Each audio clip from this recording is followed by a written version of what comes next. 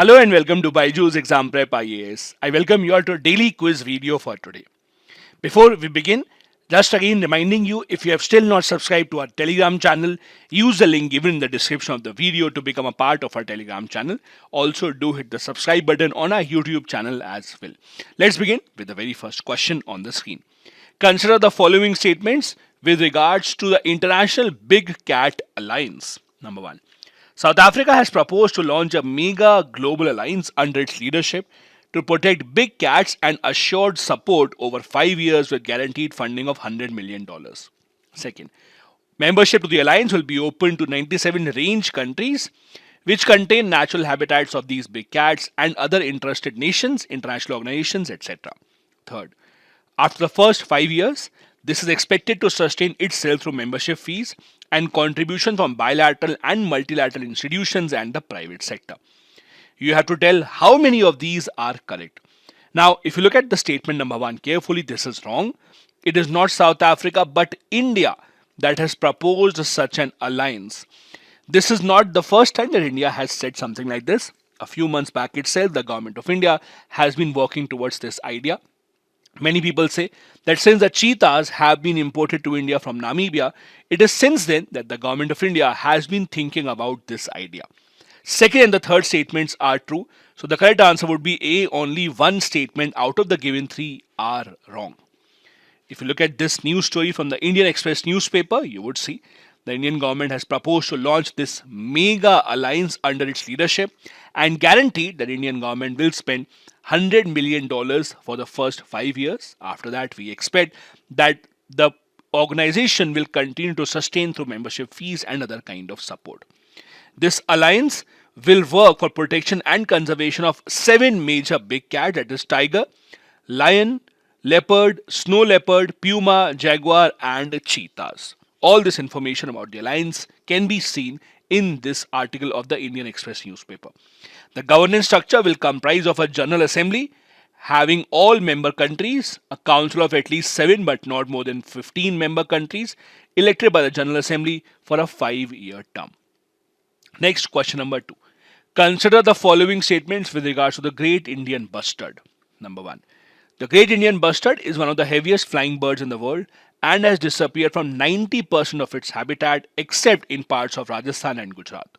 Second, the IUCN has categorized the species as critically endangered.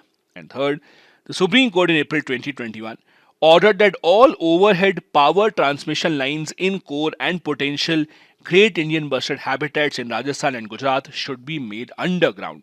How many of these given statements is or are correct? The correct answer is actually D. None of the statements is wrong, meaning all the 3 given statements about the Great Indian Bustard are absolutely correct.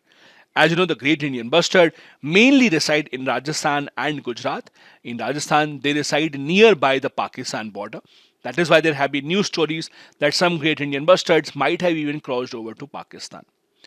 As per many experts and environmentalists, they believe that the overhead transmission lines cause a major danger to the Great Indian Bustard, and many of them die year after year because they are caught in those transmission lines. And that is why in the Supreme Court a petition was filed that these overhead transmission power lines should actually be made underground, and the Supreme Court did support this petition.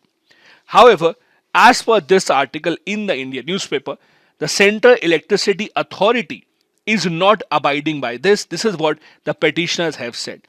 The Central Electricity Authority has issued draft Central Electricity Authority Regulations of 2023 mainly for construction of electric lines in the Great Indian Bustard area. As per this notification, all electric lines of 33 kilovolt and below passing through the Great Indian Bustard area will be made underground, while those above 33 kilovolt will be overhead lines installed with the bird flight diverters, meaning that they would assume that the bird flights will be diverted from these areas. That is what petitioners are not happy with. They are saying that this authority is not going ahead and abiding by the order of the Supreme Court. Next, question number 3.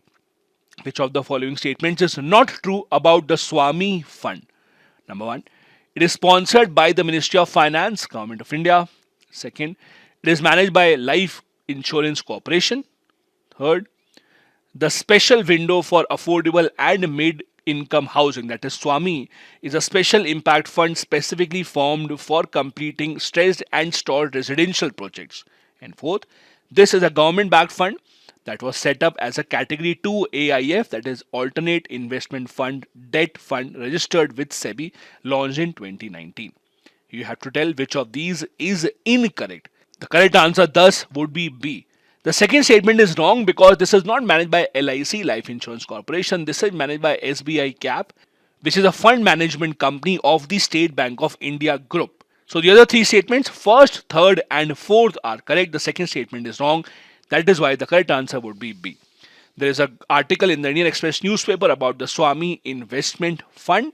This fund has so far raised about 15,530 crore rupees to provide priority debt financing for those residential projects which have stalled in between because of fund crunch, mainly the builder not being able to get enough funds. To give relief to the home buyers, this kind of a fund was launched. This is a social impact fund specifically formed for completing stressed and stalled residential projects, and as the article suggests, it is managed by SBI Cap Ventures Limited, which is a State Bank of India company. Next, question number 4. Consider the following statements with regards to Armed Forces Tribunal. Number 1, it was established in 2008 under Armed Forces Tribunal Act of 2007. Second, each bench comprises of a judicial member and an administrative member. Third, the paramilitary forces, including the Assam Rifles and Coast Guard, are outside the tribunal's purview. Which of these given statements is or are correct? Now, this can be a tricky question because it has a lot of important facts. The correct answer here is 2 and 3 are correct. First is wrong since the fund was established in 2009 and not 2008 under the Armed Forces Tribunal Act. Second and the third statements are true. Paramilitary forces are not within the purview of this tribunal, while each bench has a judicial member and an administrative member as well. As you know, there is a famous case in Jammu and Kashmir where, as per the news article, an army court has recommended life imprisonment for a captain who was involved in the staged killing of 3 men in Amshipura in Jammu and Kashmir in Shopian district in 2020. This article tells you that the decision given by such a court is not final. This is just a recommendation. The final decision is given by the military leadership. They decide and then the judgment will be final. As the article tells you, while the magisterial court, a sentence that is announced is final after trials are over, in such kind of a court, these sentences are only recommendations and the concerned command will now take the final action. Next is the previous year question from 2018. What is Terminal High Altitude Area Defense, sometimes seen in the news? Is it an Israeli radar system? Is it India's indigenous anti-missile program? Is it an American anti-missile system? Or is it a defense collaboration between Japan and South Korea? The correct answer here is C. This is an American anti-missile system, pretty close to how S-400 works. This was in the news quite a lot in 2018 and that is why it was asked by the UPSC examination in 2018 prelims. Next is a fact of the day, and today we want to discuss about a phrase which is used very often in context of India's GDP growth, that is a Hindu rate of growth. Recently, former RBI Governor Raghuram Rajan criticized the government saying that India might be going back to the era of Hindu rate of growth. That was criticized by many people. India's GDP growth is about 4.4% in the third quarter of 2022-23 and it is in this context that he said this quote. The Hindu rate of growth was actually an expression that came up in 1982. It was coined by the economist Raj Krishna, who taught at Delhi School of Economics, was also a member of the Planning Commission. He said that the Hindu rate of growth mainly talks about a meager 3.5% growth rate that India showed for a long time before the era of liberalization, privatization and globalization came in India. In the 2007 paper, Recovery of India, the professor of economics at Ashoka University, that is Mr. Pulapre Balakrishnan, had talked about this Hindu rate of growth. Between 1950 and 64, India's average GDP growth was about 4.1% only. This Hindu rate of growth is usually a phrase that is used to criticize the governments before the 1991 era, where India was growing at a very, very small pace.